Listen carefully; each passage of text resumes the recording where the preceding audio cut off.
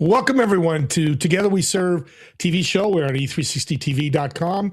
Come check us out. But I'm excited that you're here because my guest works with a few million to $500 million companies. That's their revenue they do.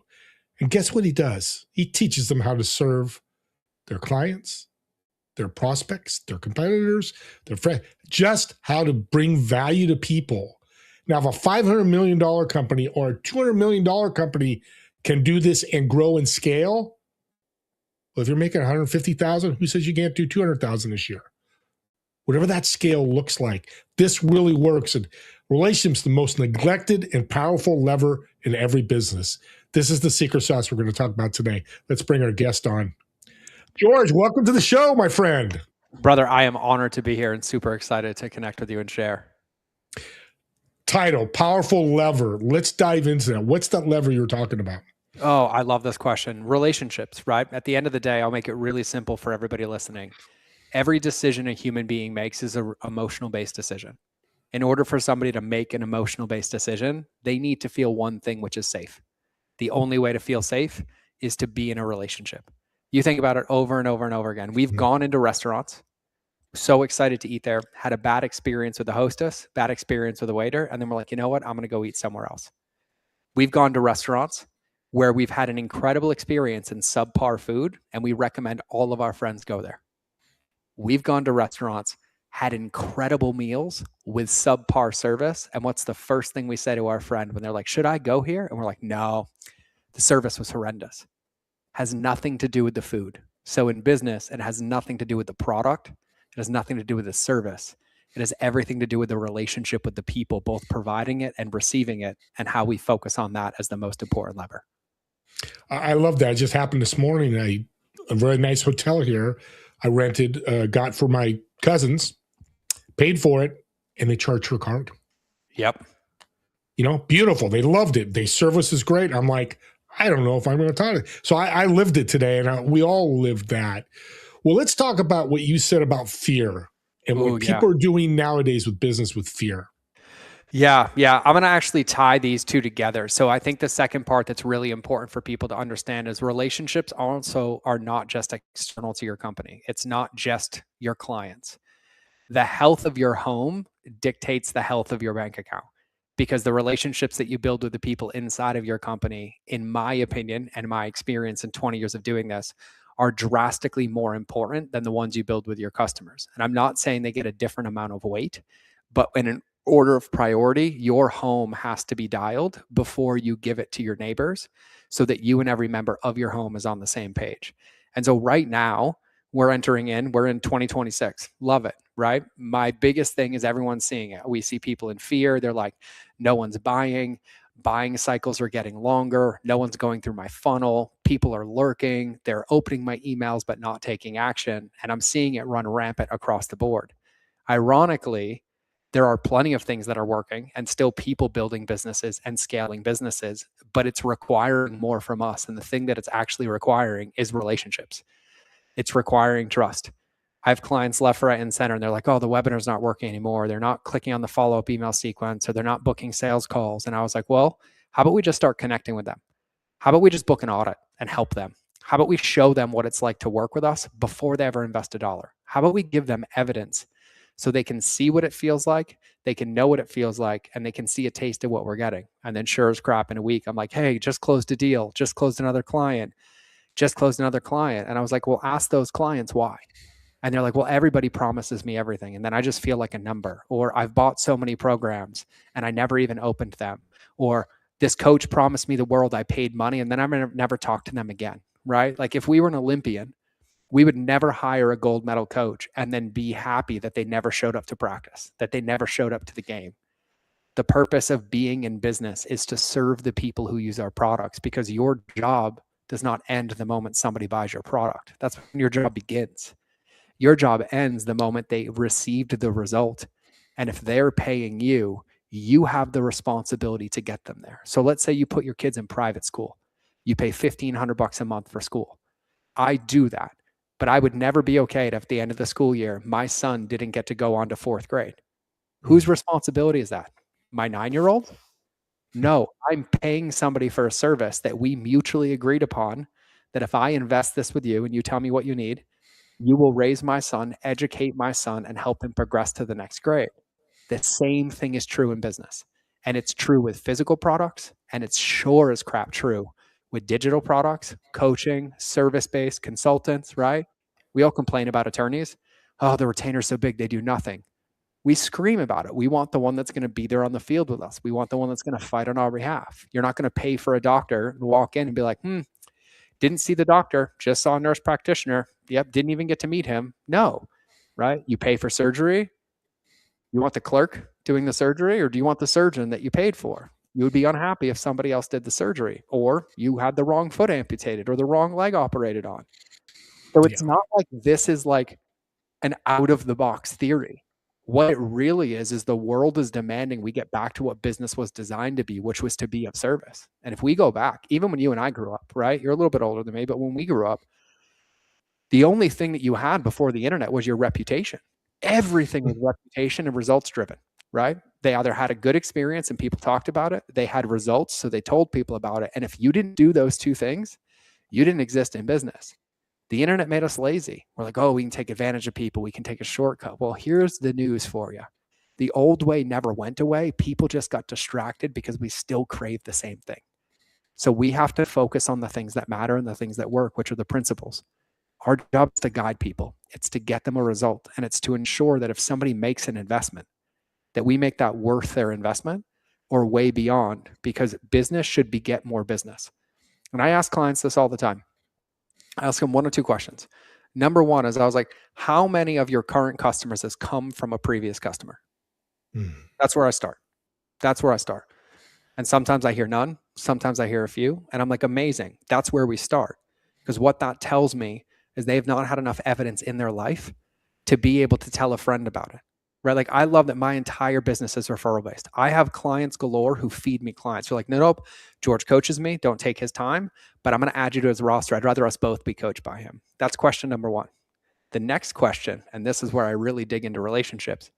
How many of your staff members have brought somebody they love into your product, program, or service? That one, great question, very rarely gets oh yeah, I help trades businesses, I help attorneys, I help coaches.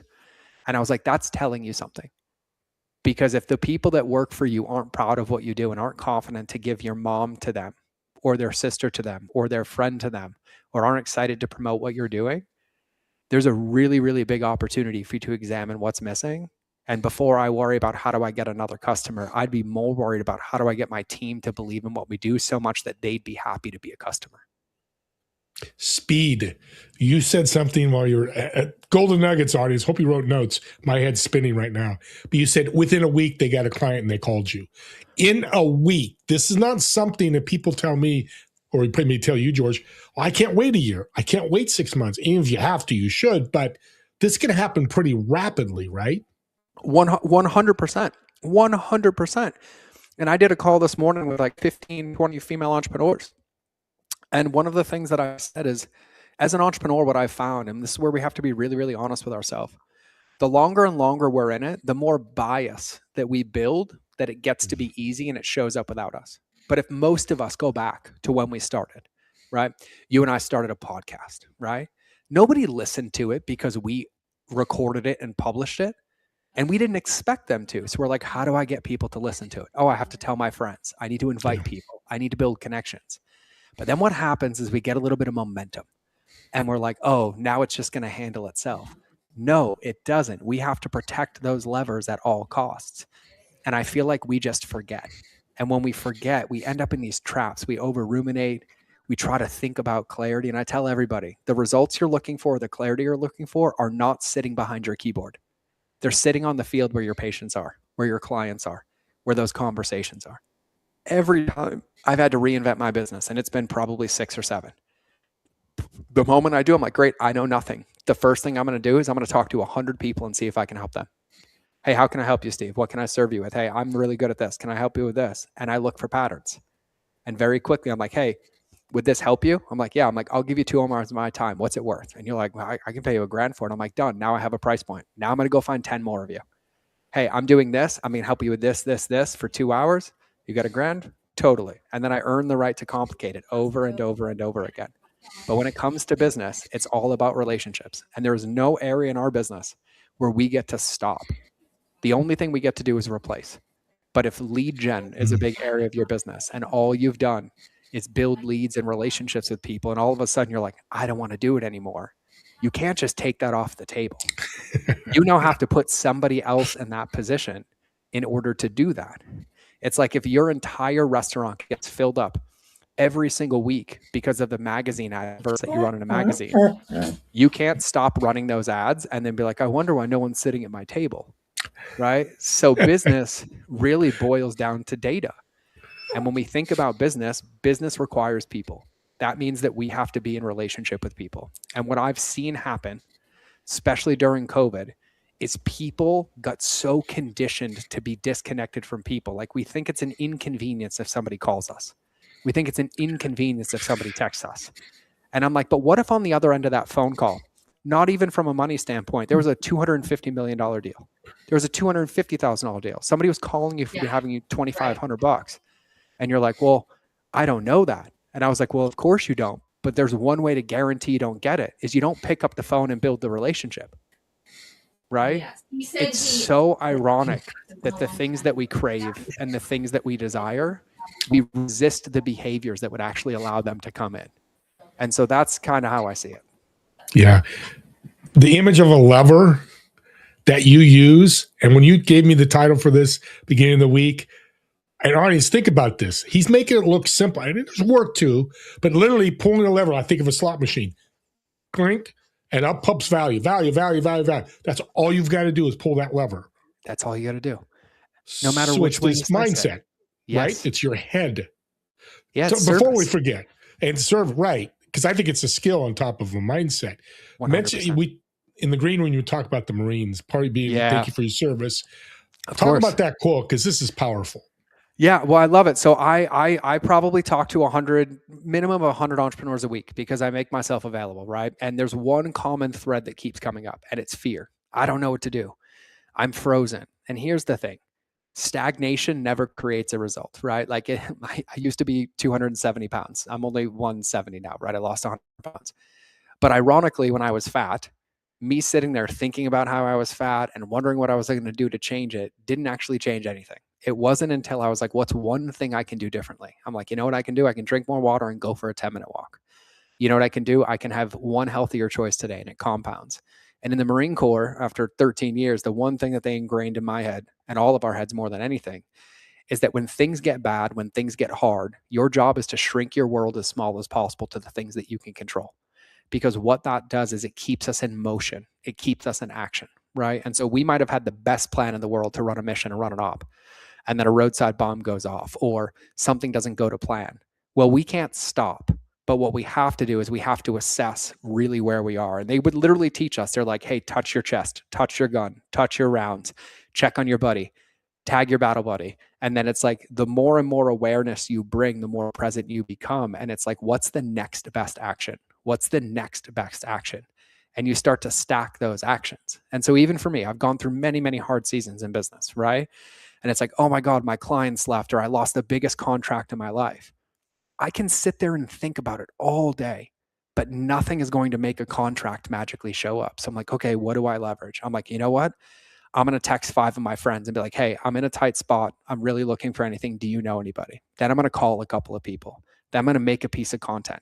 And I'm going to start planting the seeds that I have full control over, knowing that if I consistently do these behaviors, the only benefit is that the only positive that something beneficial is going to come down that pipeline, right? And I've done this hundreds of times. Like, Steve, I need to come back on the show, right? Or, hey, do you have an event I can speak at? Or, hey, I'm going to reach out to previous clients and see if I can help them again. But it really boils down to what are those actions that I can shrink down, that I can commit to taking to stay in momentum and to stay in motion, right? Because business is motion. That's all it is. Money is motion. Relationships are motion. It's like you can spend 10 years building the best friendship in the world. Steve and I can be best friends. The moment I stop, that relationship starts to die. I stop texting, I stop calling, I stop emailing. It doesn't get better the more and more I ignore it. I have to water that thing every single day. And our businesses are no different. So when we hit resistance, when we hit fear, the only difference between our prison and our power is our perspective of the situation. That's the only difference, right? Because the situation itself is not changing. And so at the end of the day, it's like, what do I do?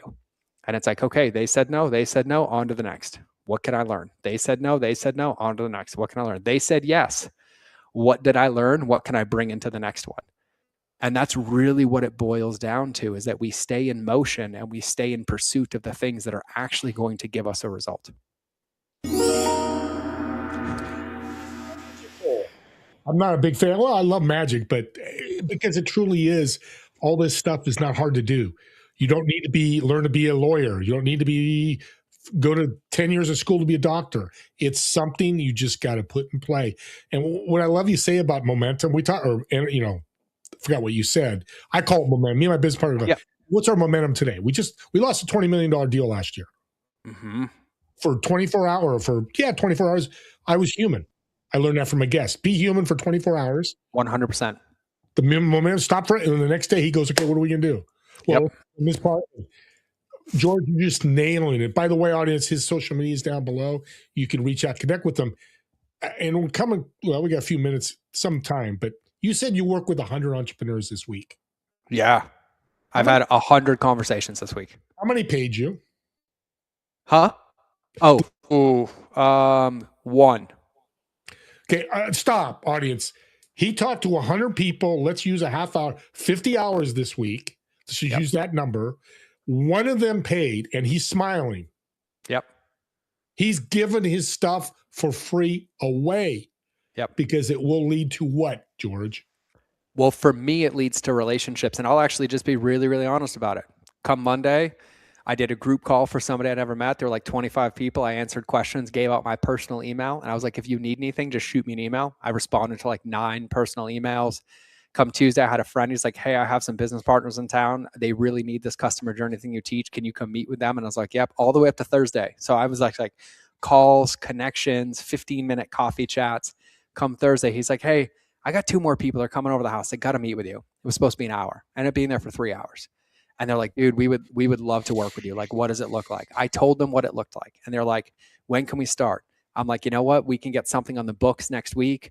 You know, I can probably do something Monday, Tuesday, because they're local. This was it was Wednesday night. Wednesday night texts me at 9:30 p.m. And he's like, dude, I totally want to do this, but like, I really need to talk to you.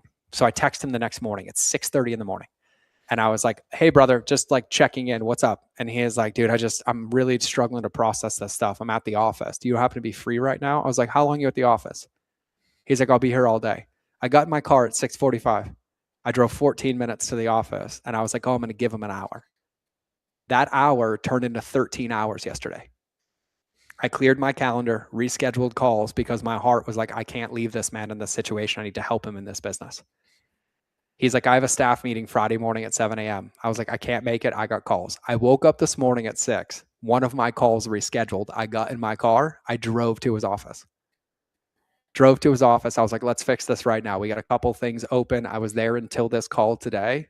What they agreed to pay me doubled before they ever paid me because of how I showed up in the last 2 days. I don't care. I haven't been paid. They haven't sent my invoice yet. They haven't paid it yet. I don't care. I operate on the trust and value system. And even if I poured into them for 2 days and nothing came out of it, I sleep like a baby and I did the Lord's work because I made a difference and it felt right in my heart. And so that's how I approach business. If I have the energy and I have the capacity and you show up on my radar, I genuinely believe that God put you there to either be a blessing for me or for me to be a blessing for you. And he's going to handle the rest. Some of those meetings are like, dude, that's all I needed. This is it. I'm going to go. And some of those people I don't talk to for 6 months, Steve. And then I'll be sitting here praying and I'm like, man, I get space in my calendar. I could really use a client. I'll get a cold email. Bro, do you remember when we spoke 6 months ago? I did this, this, and this. Like, I would love to start coaching with you. It happens every single time. And the longest one was 18 months.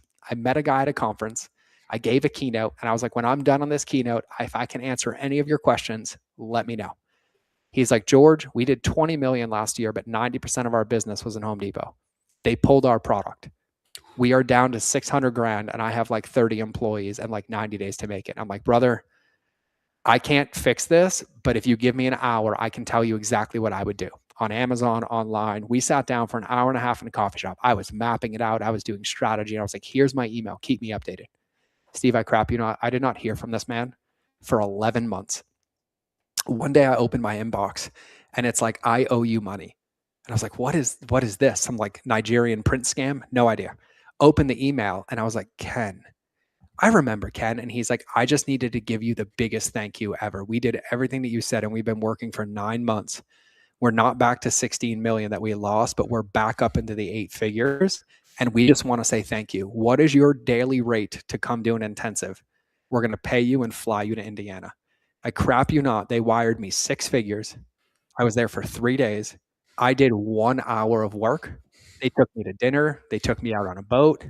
We met their family. And then I was like, guys, can we do some work? Like it would feel way better for me. And they become one of my closest friends. And so for me, business is the long game. And our job is to improve upon the silence. At the end of the day, when God says he is done with me, my bank account balance is not going to be on my headstone. And I'm not interested. But what I am interested in is when my son or my daughter or my family needs anything, that there are thousands and thousands of people who will give them whatever they need when I'm not here because of how I showed up. Because people do not remember the money, but they remember how you made them feel and what a difference you made in their life. And in my opinion, that's the only way to do business. Absolutely priceless what you just said. Because you're right. They don't put $10 million on your headstone. You know, Elon Musk is not going to say 850 billion. There's nothing about Elon either way. I don't care if you like him or don't like him. It's just not going there. And he knows that. Everybody knows that. Everyone knows. It's this such as audience. If you're not getting fired up, I'm fired up. You can tell my voice. I'm pretty energetic, but I'm pretty fired up because abundance leads to helping others. And that's what you're doing. And financially, they send you out of Indiana. Well, guess what? That whatever money, now you can meet with another 100 entrepreneurs for free, spend 2 hours with them, and your family's taken care of. This is, I'm 64. You're much younger. And I don't have to ask your age, but no. I'm 42. I'm 42. Okay. So he's 22 years younger than me. I'm learning every time I meet with him. And I'm willing to learn. Age is just a number. Learn, grow, whatever. I've had 22-year-olds teach me stuff, help me with stuff. So be open to learning. We're coming to the end here. We've got 1 minute left. Yep. What's a piece of advice you want to leave people to get started? Oh, I love this question. Tomorrow is not promised. And so the question is right now. And it's not about how perfect or how much or how hard. It's just about what's the next thing that's in alignment that's going to use my gifts. And I think God made every single one of us a unique gift, but it doesn't do any good if it stays locked behind a door and locked behind a wall. Gifts can only be utilized when they're opened, which means you have to put yourself in relationship with people so that they can use your gift. And so many of the things that we face, so many of the things that we fear are on the other side of allowing people to see our gift and using our gift in service. And it is a muscle. It's one to practice, and it's one that we should all practice. So pick one thing today and go use that gift. Help one person, have one conversation, just give something where your right hand doesn't talk to your left hand, as my Bible tells me, just to be of service. And I promise you, the only thing is upside in your entire life and business. George, thank you. That is the incredible way to end this show. Audience, every Friday, 2 p.m. Pacific, 5 p.m. Eastern. He doesn't know it. Now he does. We're going to bring him back for part 2. We can dive more into this because this energy is off the charts, and we'll get him set up to do that. And we'll see you all next week. Enjoy your week. Go out and serve.